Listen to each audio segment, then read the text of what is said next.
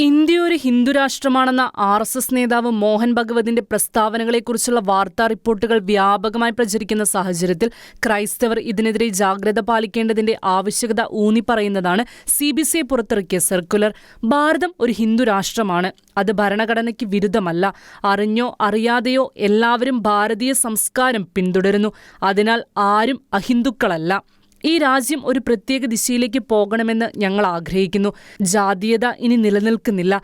പക്ഷേ തിരഞ്ഞെടുപ്പ് രാഷ്ട്രീയവും ഇളവുകളും നയിക്കുന്ന ജാതി ആശയക്കുഴപ്പം നിലനിൽക്കുന്നു തുടങ്ങിയ മോഹൻ ഭഗവതിന്റെ പ്രസ്താവനകളുടെ ചുവട് പിടിച്ച് തെറ്റിദ്ധരിപ്പിക്കുന്നതും വഞ്ചനാപരവുമായ വാർത്താ റിപ്പോർട്ടുകൾ മുഖ്യധാരാ മാധ്യമങ്ങളടക്കം വ്യാപകമായി പ്രചരിപ്പിക്കുന്നു. തുടക്കത്തിൽ തന്നെ ഭാരത ക്രൈസ്തവരും ഹിന്ദുക്കളാണെന്ന വഞ്ചനാപരമായ നിർദ്ദേശത്തെ സർക്കുലറിൽ CBCI വ്യക്തവും ശക്തവുമായി നിഷേധിച്ചു.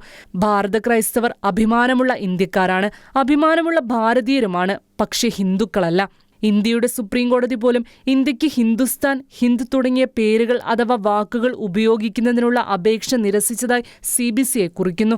ഇന്ത്യ ഒരു ഹിന്ദു രാഷ്ട്രമാണെന്ന പ്രസ്താവന CBCI നിരാകരിക്കുന്നതോടൊപ്പം ഇന്ത്യയെ ഹിന്ദു രാഷ്ട്രമാക്കി മാറ്റാനുള്ള എല്ലാ നീച ശ്രമങ്ങളെയും ശക്തമായി അപലപിച്ചു. ഇന്ത്യ എപ്പോഴും ഒരു പരമാധികാര സോഷ്യലിസ്റ്റ് സെക്യുലർ ഡെമോക്രാറ്റിക് റിപ്പബ്ലിക്കായി തുടരും. ഇന്ത്യയുടെ നിലവിലെ ഭരണഘടനാ സ്വഭാവം സംരക്ഷിക്കുന്നതിന് എല്ലാ ഭരണഘടനാ നടപടികളും എന്തു വില കൊടുത്തും സംരക്ഷിക്കുമെന്നും CBCI എല്ലാ ഇന്ത്യക്കാരോടും പ്രത്യേകിച്ച് എല്ലാ ക്രിസ്ത്യാനികളോടും ആഹ്വാനം ചെയ്തു. ഇന്ത്യയിലെ ക്രിസ്ത്യാനികൾ നമ്മുടെ രാജ്യത്തിന്റെ സ്വാതന്ത്ര്യ സമരത്തിലും രാഷ്ട്ര നിർമ്മാണത്തിലും ഗണ്യമായ സംഭാവനകൾ നൽകിയിട്ടുണ്ട്.